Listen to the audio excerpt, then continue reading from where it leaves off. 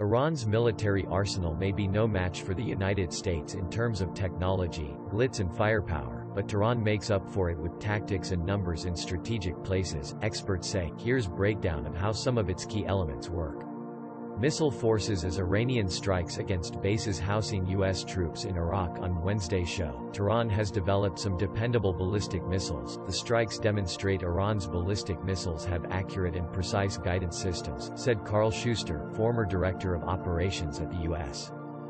Pacific Command's Joint Intelligence Center, noting that the more than dozen missiles fired at U.S. targets did not cause single casualty, something he and other analysts said was by design, not happenstance. It also sent message of deterrence, because dozens of installations with U.S. troops in the Middle East are well within range of Iran's missile arsenal, which the International Institute for Strategic Studies (IISS) reports as the largest in the region. If they wanted to, and almost with very little warning, the Iranians can strike any one of these locations, said James Marks, retired U.S. general and CNN analyst.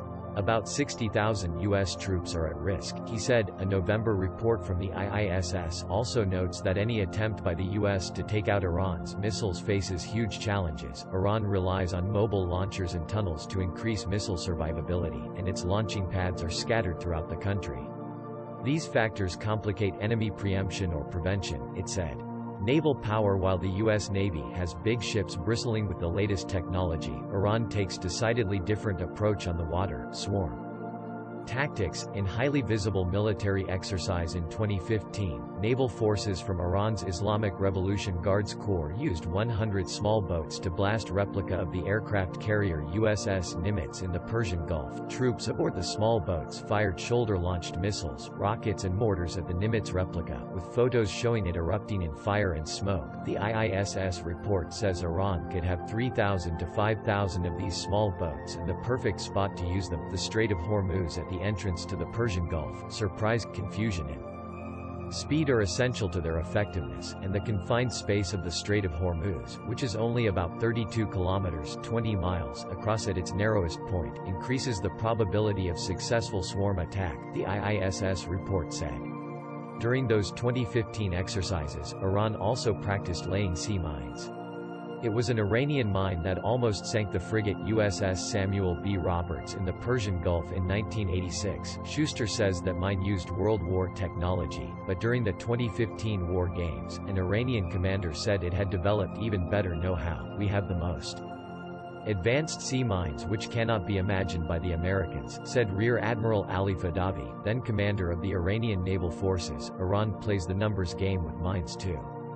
The U.S. Defense Intelligence Agency says it has 5,000 of them, both new and older versions. The IISS says it augments those numbers with subterfuge. Iran can employ real mines along with thousands of fake ones, making it very difficult for minesweepers to neutralize the threat and decreasing the pace at which enemy naval forces can mobilize, it said.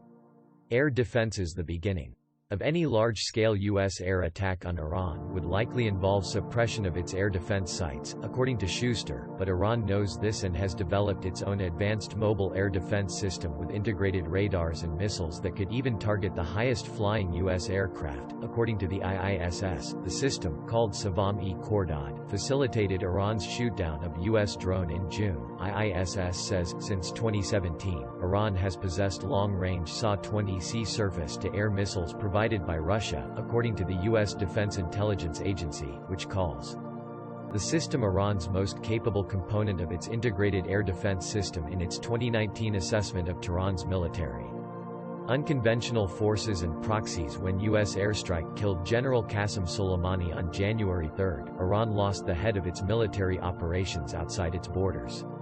But it has lost none of the vast network of allies and proxies Soleimani built and maintained. Those include Hezbollah in Lebanon and elsewhere, Houthi rebels in Yemen, Shia militias in Iraq, the Taliban in Afghanistan and militants in Bahrain, among others, according to the USDA.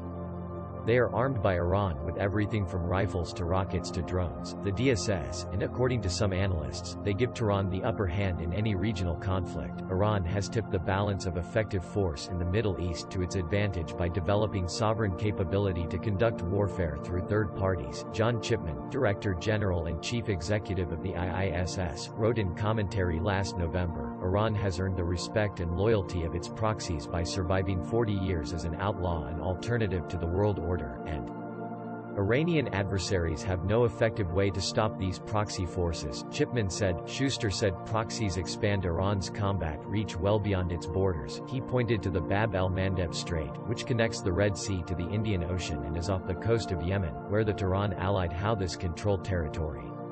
The relatively narrow waterway can be covered by weapons supplied to the Houthis by Iran, Schuster said. These are waters U.S. Navy ships must transit if they use the Suez Canal to go from the Mediterranean Sea to the Indian Ocean.